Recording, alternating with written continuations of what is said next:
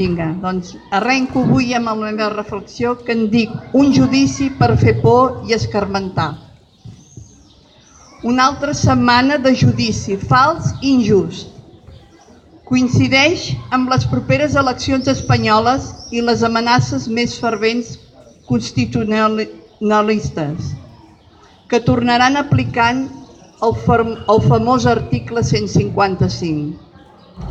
L'article lliga i relliga tots els sublevats i revoltats de nou al seu carril.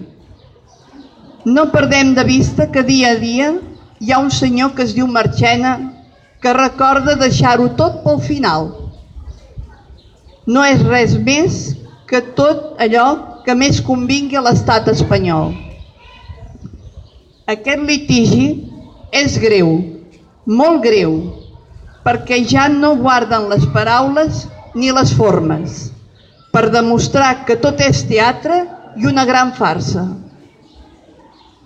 Segons alguns catedràtics i experts demòcrates, amb dret constitucional espanyol, com també observadors internacionals, contemplen i estan segurs que en aquest judici la manera de processar tots els fets són pràctiques d'un tribunal que està vulnerant tots els nostres drets fonamentals.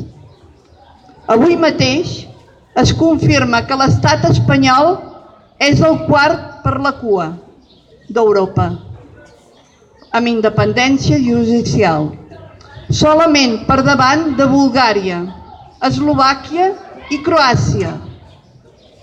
Per tant, i claríssimament, estem vivint dia a dia un judici que solament busca i rebusca fets que es puguin imputar i castigar, sí o sí.